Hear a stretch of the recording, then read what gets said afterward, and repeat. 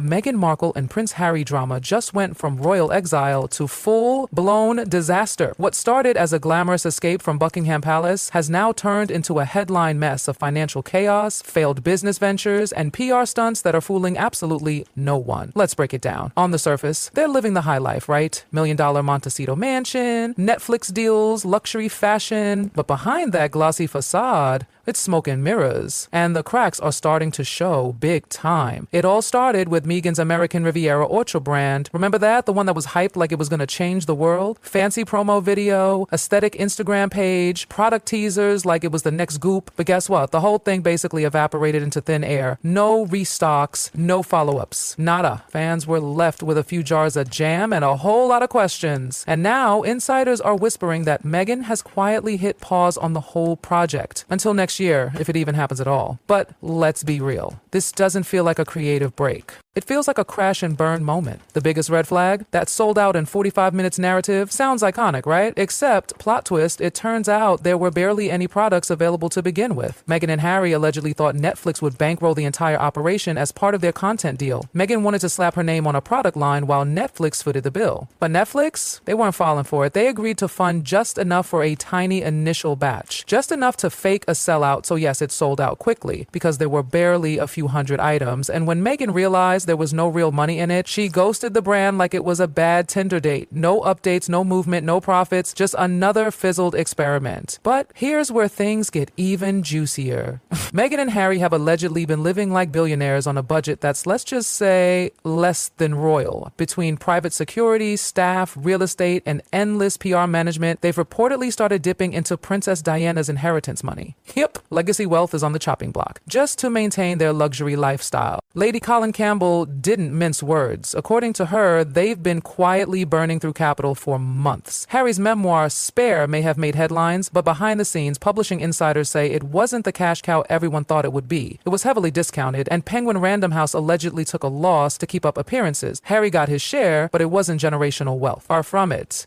If Meghan does launch her fashion line, it won't be some custom couture house. It'll likely be a licensing deal. Her name slapped on clothes someone else designs. She'd get maybe 5% royalties if she's lucky. That's peanuts. No billionaire empire, just a slow, expensive march toward irrelevance. And guess what?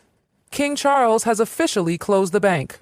According to insiders, there will be no more financial bailouts, no more help if things go south. Harry is on his own, and so far the results are not promising. Even Charles was cutthroat with Prince Andrew, and he's not cutting Harry any extra slack.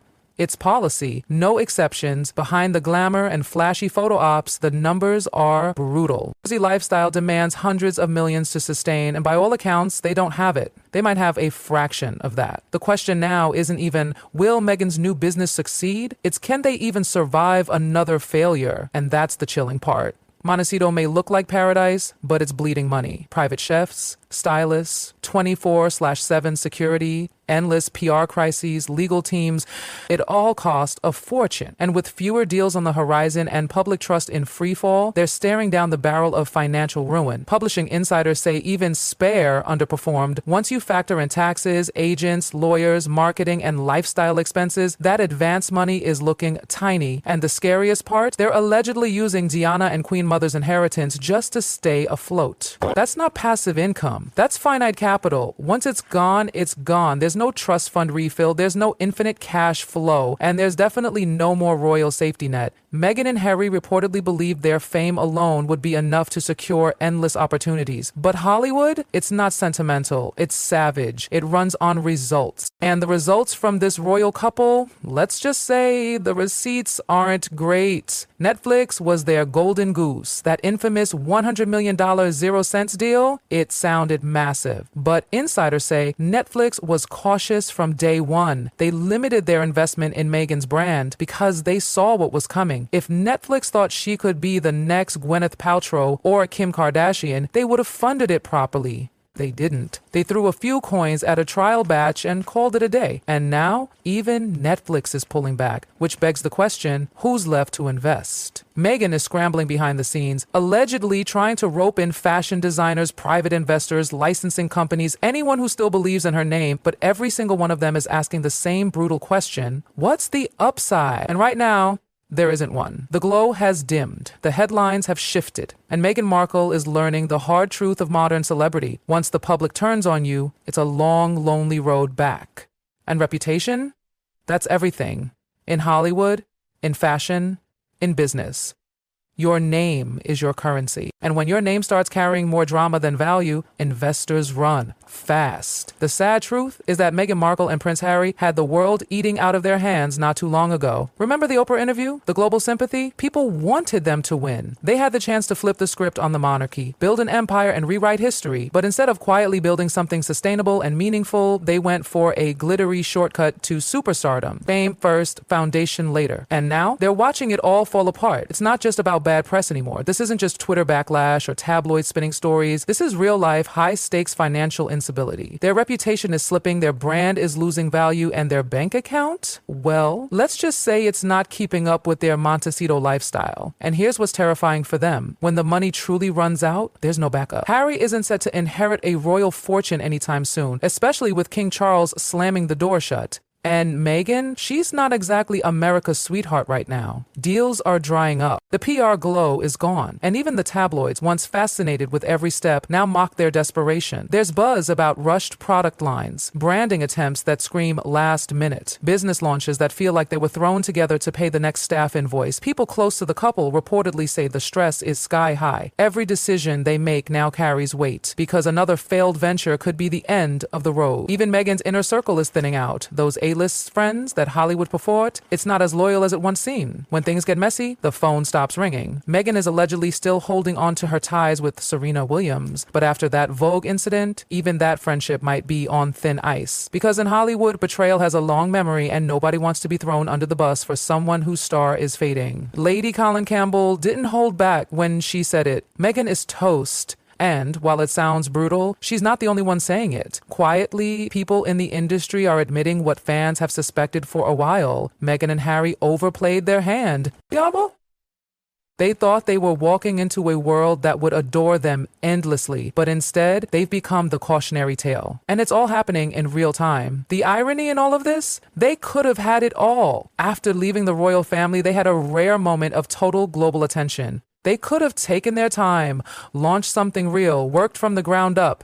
But instead, they went for the glitz. The $100 0 cents M Netflix announcement, the multi-million Spotify contract, the fashion launches, book deals, and Instagram-ready PR moments. It was all about building an image, not a legacy. And now, that image is crumbling. The latest rumor is that Meghan is once again in meetings with investors, trying to pitch yet another rebranding angle. But the thing about constant reinvention, it starts to look like desperation. You can only relaunch yourself so many times before the public just stops caring. And Harry, he's not in a better position. His book might have been his biggest play, but he's burned bridges, lost royal allies, and now finds himself stuck between two worlds.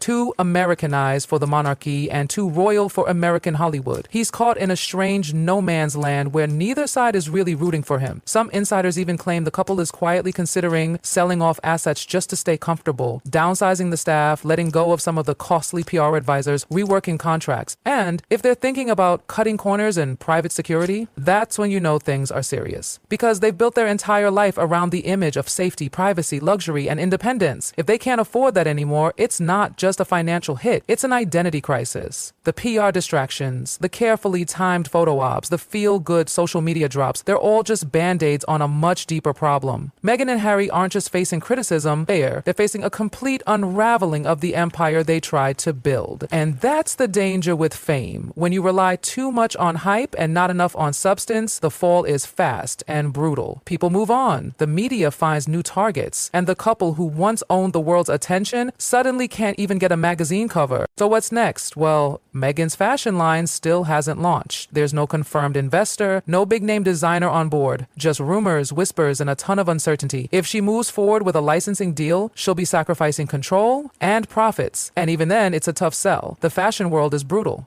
It doesn't matter how many royal titles you've had, if you don't bring credibility. And right now, Meghan's name brings more headlines than sales. Meanwhile, Harry is reportedly exploring solo projects, podcasts, documentaries, speaking tours. But without the novelty factor, it's unclear who's really buying tickets to the Harry show. The appeal of the royal rebel only goes so far before people want to see results, not just complaints. And now with King Charles drawing a firm boundary, Meghan and Harry are truly on their own. There are no more fallbacks, no more royal checks, no more hidden safety nets. It's make or break season. What they do next could either salvage what's left or sink everything for good. But one thing's for sure, the fairy tale is over. The tiaras have been swapped for financial spreadsheets. The red carpets have been replaced by investor pitch decks. And those glossy magazine profiles, they've turned into brutal think pieces titled, "What Went Wrong?" Because that's what people want to know now. How did it all fall apart so fast? They had the love story, the global stage, the sympathy, the influence. But fame is a fickle friend, and if you don't deliver, it moves on without you. So now, Meghan and Harry are left with the cold, hard truth.